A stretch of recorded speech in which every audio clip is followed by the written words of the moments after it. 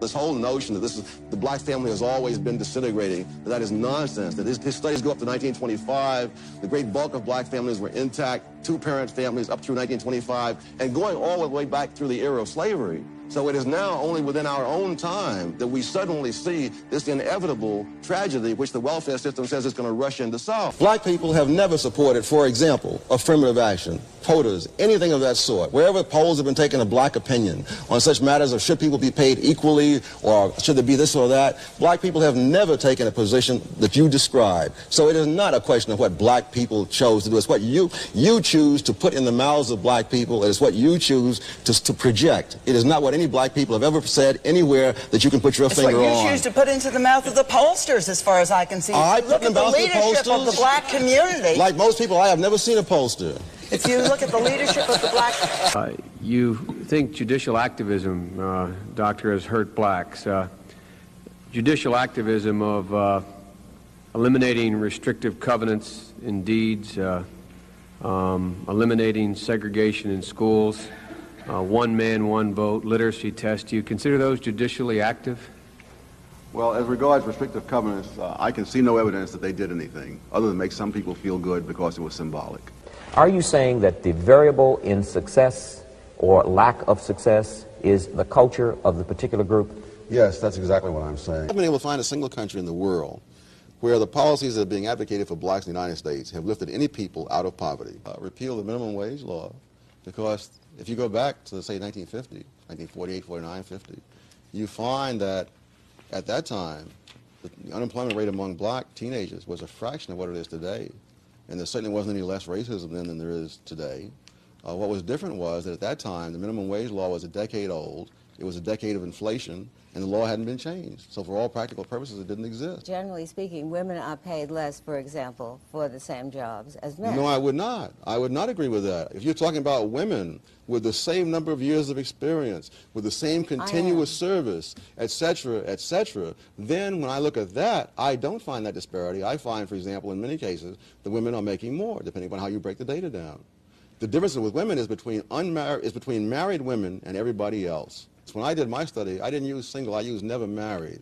You see, a woman who is single at age 40, having spent 10 or 20 years raising children, is really not quite the same as a man of age 40 who's been working continuously for 20 years. In the first half of the 20th century, for example, in 1908, the percentage of women in who's who in America was twice what it was in 1950.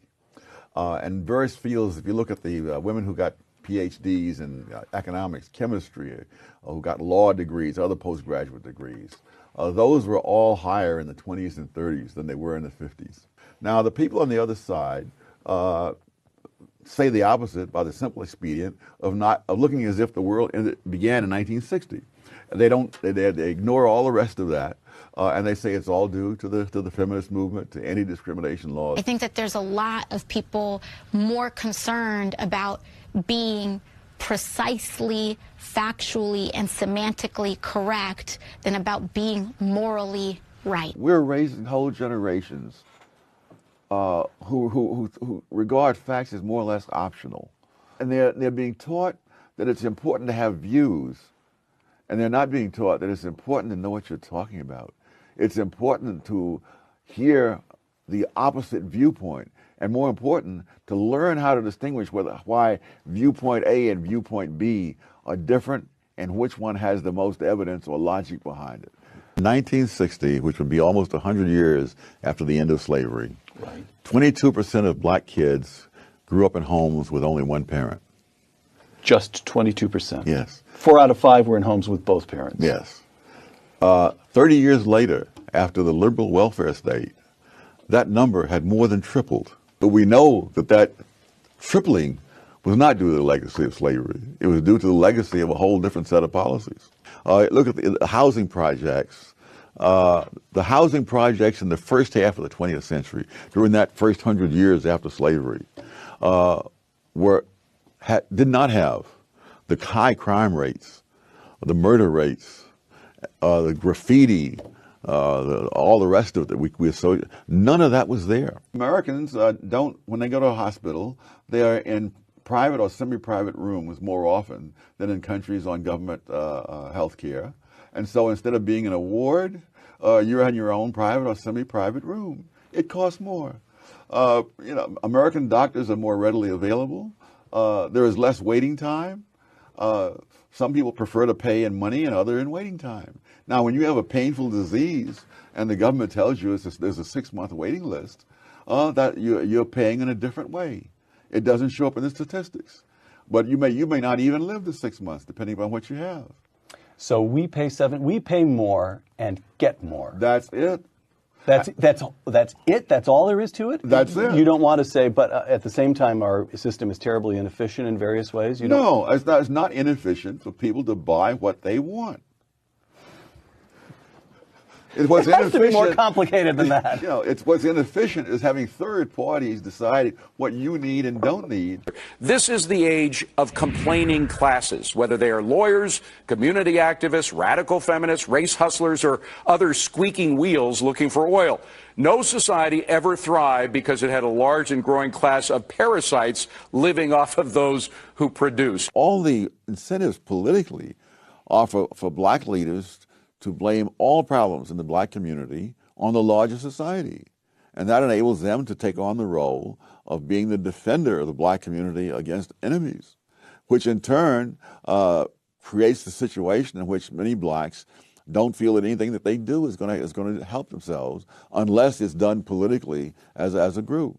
That there's no point. I mean, why would you, if you believe what they say, why would you want to knock yourself out in the school knowing that the man is not going to let you get anywhere? You can't have a welfare state in a democratic country unless you first have a welfare state vision. The vision of grievances, victimology, and resentments. The idea that the world owes you something. Something moved in the California legislature calling for formal reparations to African Americans. How do you respond to that?